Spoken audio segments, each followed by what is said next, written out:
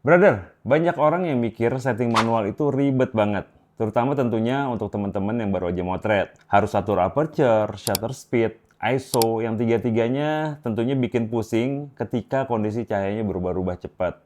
Nah, gue mau share satu trik yang menurut gue penting banget untuk kalian ketahui, yaitu kombinasi antara manual mode dan auto ISO. Dan brother, ini bisa jadi setting manual semi auto yang asik banget untuk kalian pakai. Kalau semua serba manual dan harus buru-buru ngatur ISO, aperture dan shutter speed, untuk apa ya, untuk menyesuaikan lighting yang berubah-ubah, itu pastinya akan ngerepotin banget. Nah, teknik ini menggunakan auto ISO tapi di mode manual kalian. Nah, settingan kalian pastinya akan lebih gampang. Kita bisa lock shutter dan aperture sesuai yang kita mau, sementara ISO biarin aja kamera yang setting. Nah, kenapa cara ini bakal works banget buat kita, teman-teman? Karena secara kreatif kita tetap bisa konsisten. Misalnya nih, aperture bisa tetap kita kontrol.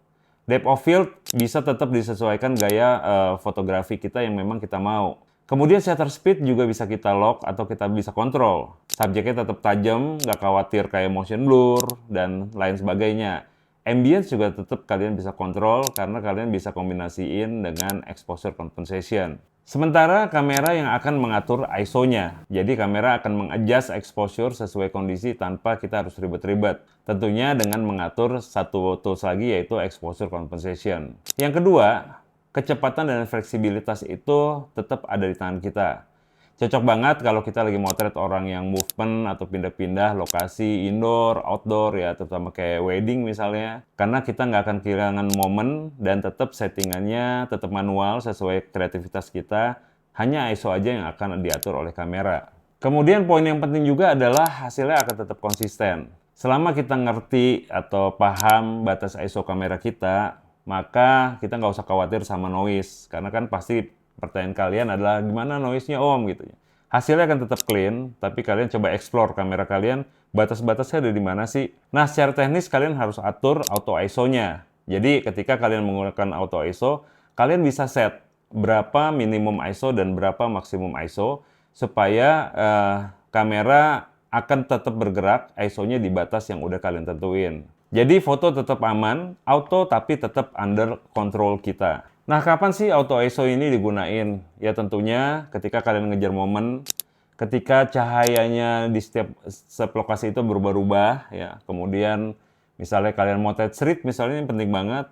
Kalau manual full, kita pasti udah ribet ngatur ISO sambil jalan. Nah, brother, dengan tips ini, aperture dan shutter sekali lagi tetap sama. Kontrolnya ada di tangan kita. Hanya ISO aja yang akan berubah secara otomatis. Nah, brother, itu kenapa menurut gue manual dengan auto ISO ini adalah salah satu setting yang menurut gue penting, bahkan terbaik buat kalian fotografer portrait. Dan teman-teman pemula tentunya, kalian nggak usah khawatir, kalian cobain aja dan explore. Oke, brother, cobain tips ini di sesi motret berikutnya. Jangan sesi motret, kalian latihan dulu dan kalian akan rasain bedanya. Nah, kalau kalian udah pernah pakai setting ini, tulis pengalaman kalian di komentar di bawah ini. Gue pengen tahu gimana hasilnya, gimana hasil eksplorasi kalian. Sampai ketemu di video berikutnya. Salam jepret.